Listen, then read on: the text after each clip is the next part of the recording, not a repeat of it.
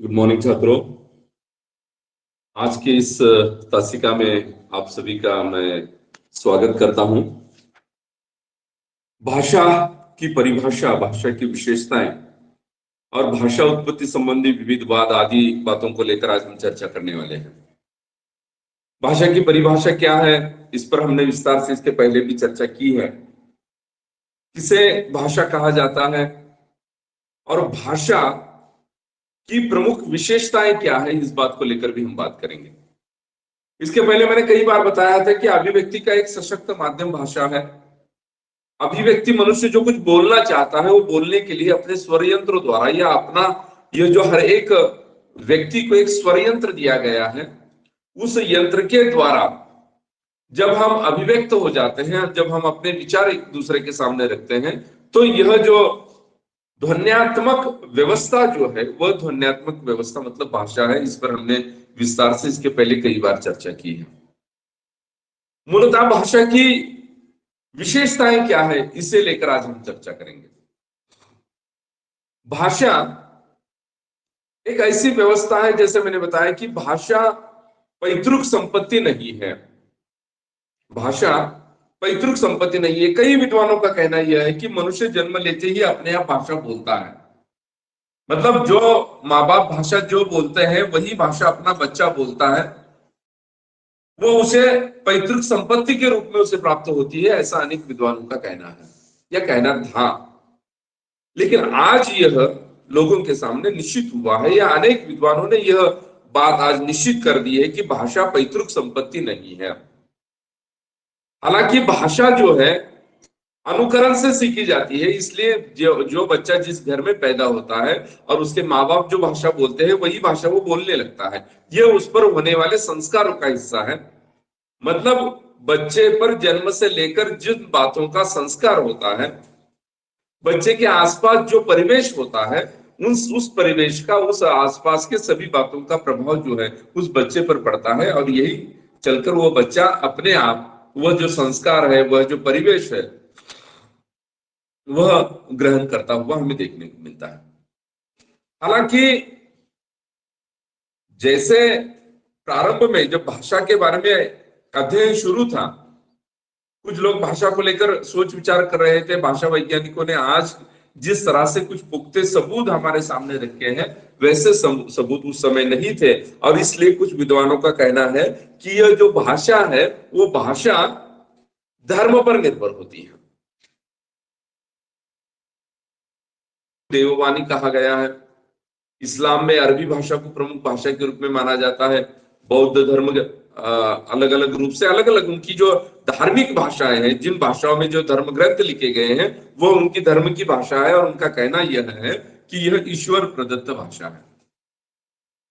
और फिर विद्वानों ने जब भाषा विज्ञान का अध्ययन करने का आरंभ किया, तो कई जो धर्म से जुड़े हुए लोग थे, उनका कहना यह था कि हिंदू धर्म से जुड़े हुए लोग ये मानते थे कि संस्कृत देववाणी है।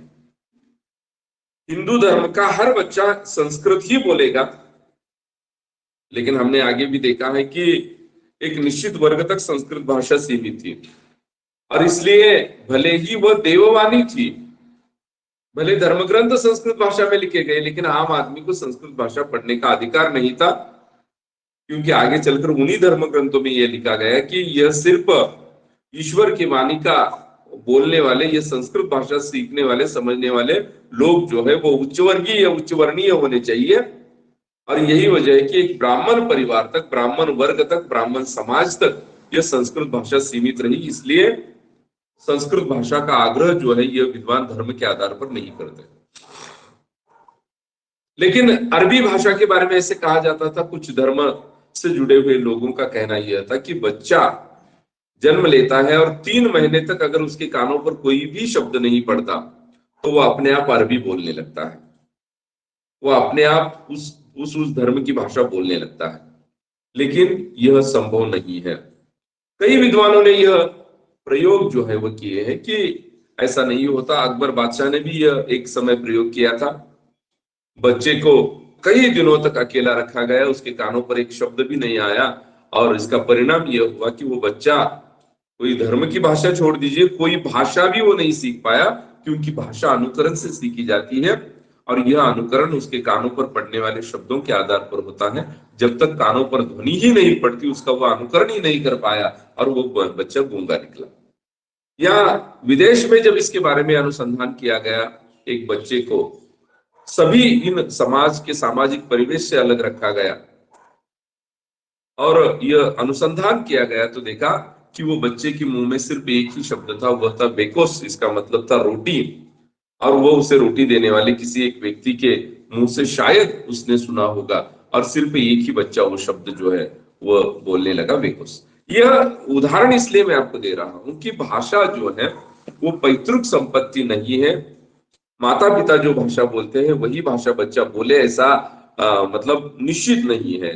मान लीजिए एक परिवार का बच्चा है, हिंदू परिवार का बच्चा, अगर जन्म होते ही उसे किसी अन्य परिवार में, अन्य समाज के परिवार में, धर्म के परिवार में उसे रखा जाता है तो वो वहां की भाषा बोलेगा, न कि अपने माँ बाप की भाषा बोलेगा। इस तरह से वो उसकी पैतृक संपत्ति नहीं है। तो यह भाषा की विशेषता है कि भाषा पैतृक संपत्ति नहीं है। तो फिर कैसी संपत्ति है? दूसरा सवाल, भाषा की दूसरी विशेषता, भाषा अर्जित संपत्ति है।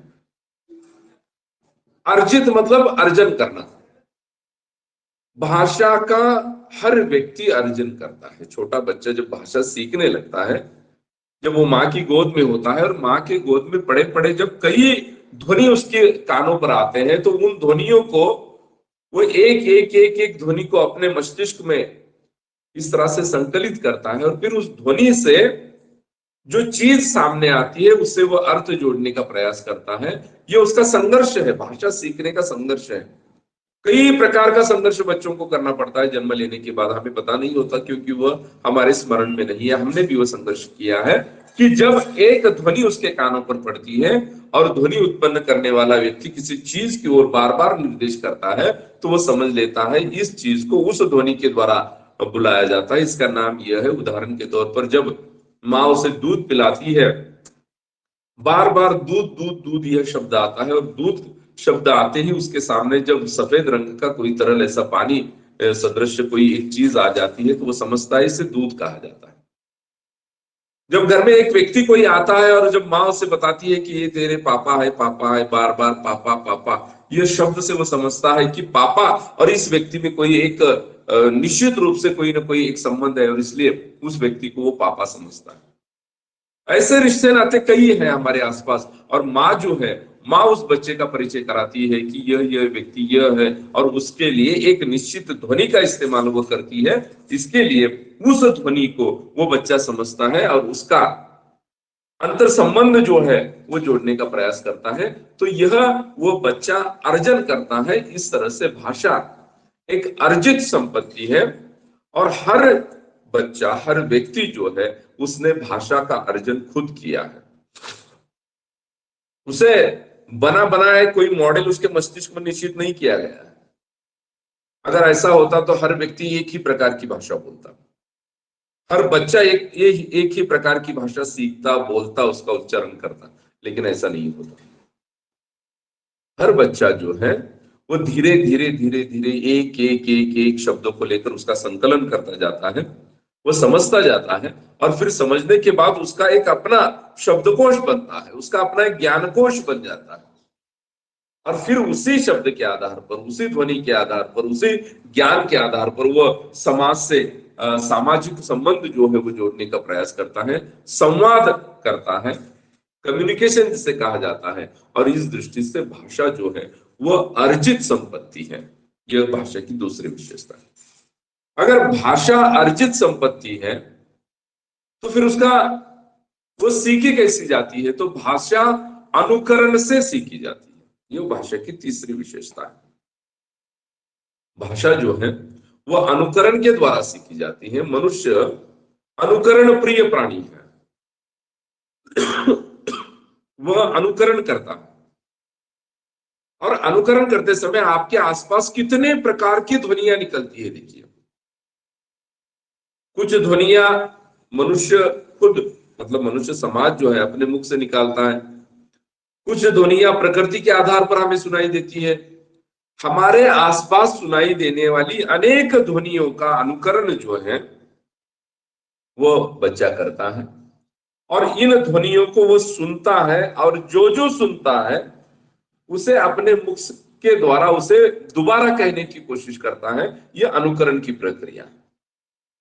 मतलब माँ जब पापा कहती है तो वो बच्चा पापा इस शब्द का अनुकरण करता है, और उस व्यक्ति की ओर, माँ जिस व्यक्ति की ओर निर्देश करती है कि ये पापा है, तो वो व्यक्ति और वह शब्द या वह ध्वनि जो है, इनमें एक संबंध है, यह बच्चा जानता है, और उन्हीं संबंधों का अनुकरण जो है वो बच्चा करता है। और यही वजह है कि वह अनुकरण से सीखता है।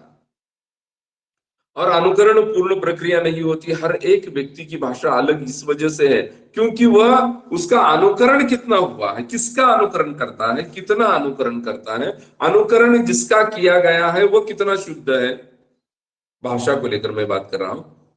तो इन सभी बातों पर उसके भाषा का, जो उसकी भाषा की समृद्धता जो है वह अनुकरण पर आधारित होती है।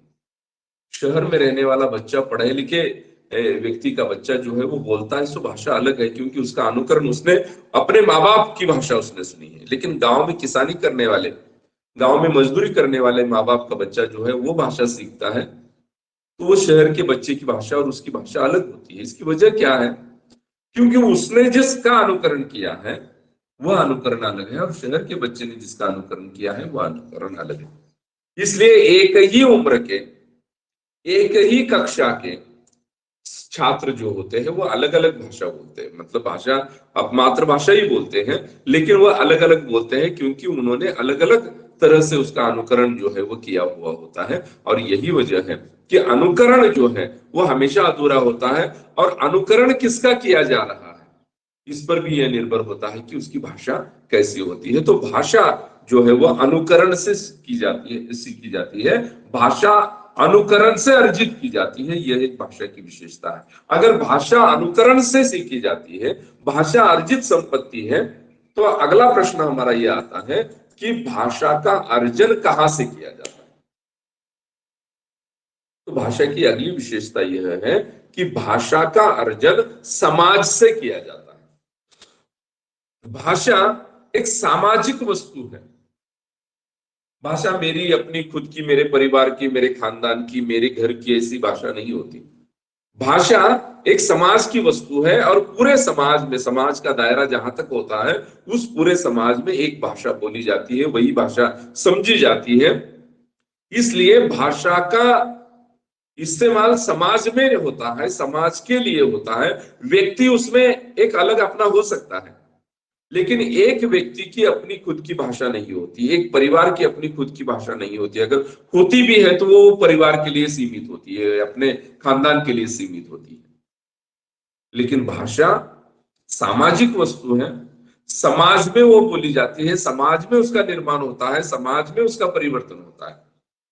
तो भाषा सामाजिक वस्तु है, और व्यक्ति जो समाज भाषा का अर्जन करता है वो समाज के द्वारा करता है। यह भी हमारे ध्यान में आना जरूरी है। यह भाषा की और एक विशेषता है कि भाषा सामाजिक चीज है, समाज के द्वारा उसमें उसका अर्जन जो है वो किया जाता है। भाषा यदि सामाजिक वस्तु है तो वो परिवर्तनशील होती है। भाषा चिर परिवर्तनशील है, भाषा बहता नीर है ऐसे कहा जाता है। मतलब कई सालों से मराठी ही बोली जा रही है। मान लीजिए मराठी हमारी मातृभाषा है, कई सालों से मराठी बोली जाती है।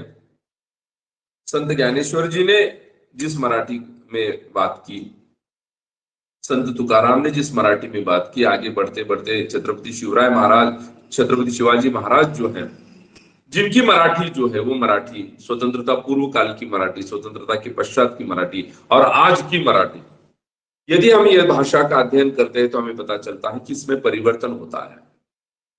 भाषा चिर परिवर्तनशील है, और यह परिवर्तन हमेशा होता है।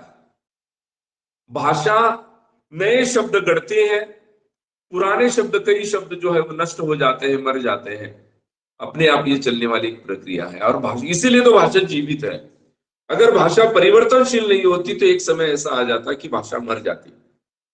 कई लोग संस्कृत को मृत भाषा के रूप में जानते हैं कि क्योंकि उसका अधिक परिवर्तन उसमें हुआ नहीं है, और जो है जैसे है वो कहने का प्रयास होता गया। और आज भी कई लोगों का कहना है कि भाषा, संस्कृत भाषा मृत भाषा है, लेकिन ऐसा नहीं होता।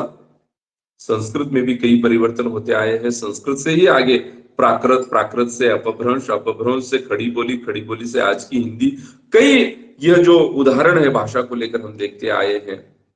तो वो परिवर्तनशील है, उसके रूप अलग अलग है। पूर्ण रूप से कोई भाषा नहीं परिवर्तित होती, उसमें धीरे धीरे कुछ नया गढ़ा जाता है, और जो कुछ पुराना है जिसका इस्तेमाल नहीं होता। आज भी हम देखेंगे मराठी के कितने ऐसे शब्द हैं जो 20 साल पहले इस्तेमाल किए जाते थे, आज उसका इस्तेमाल नहीं होता।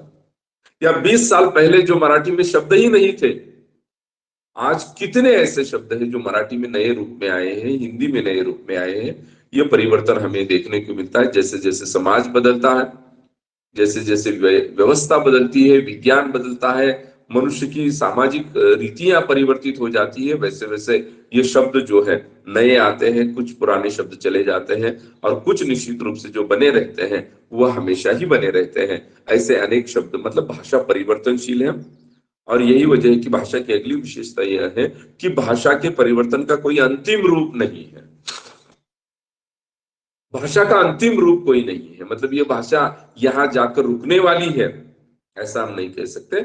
यह बहता हुआ नीर है और वह आगे ही बहता जाने वाला है। तो ये भाषा में कई परिवर्तन आए हैं, और यही परिवर्तन धीरे धीरे उस भाषा को और समृद्ध करते हैं। आप कहेंगे भाषा में परिवर्तन होना, कई लोगों का यह कहना है कि अंग्रेजी शब्द का इस्तेमाल हो रहा है, कई कई विदेशी शब्द इसमें आ रहे हैं, लेकिन यह परिवर्तन है। अंग्रेजी की समाज व्यवस्था का हम स्वीकार करते हैं, अंग्रेजी का विज्ञान हम स्वीकार करते हैं, तो उससे जुड़े हुए कई शब्द हमारे यहाँ आते हैं। मोबाइल एक यंत्र हमारे समाज व्यवस्था में आ गया, तो मोबाइल से जुड़े हुए कई शब्द, मेरे ख्याल से 20-25 शब्द ऐसे होंगे जो मोबाइल से जुड़े हुए हैं, और आज हर आदमी उसका उच्चारण कर रहा है, उसका प्रयोग कर रहा है, चाहे अनचाहे। बैलेंस शब्द हमारे यहाँ पर आया है, स्क्रीन शब्द हमारे यहाँ पर आया है, नेटवर्क शब्द हमारे यहाँ पर आया है, रेंज शब्द हमारे यहाँ पर आया है। मोबाइल से जुड़े हुए जो अन्य अन्य उपकरण है उनके नाम भाषा में आए हुए हैं।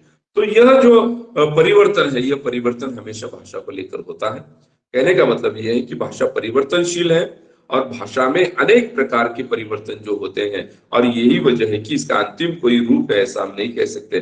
तो मैंने आपको संक्षिप्त में भाषा की जो विशेषताएं हैं, ये विशेषताएं यहाँ पर रखने का प्रयास किया है, और उसमें से आगे चलकर और अन्य विशेषताओं को भी हम देखने वाले हैं। लेकिन आज के पीरियड में हम इतना ही कहते हैं कि भाषा जो है वो परिवर्तनशील है, और भाषा में कई प्रकार के परिवर्तन होते आए हैं, यही भाषा की विशेषता है। रुकते हैं, धन्यवाद।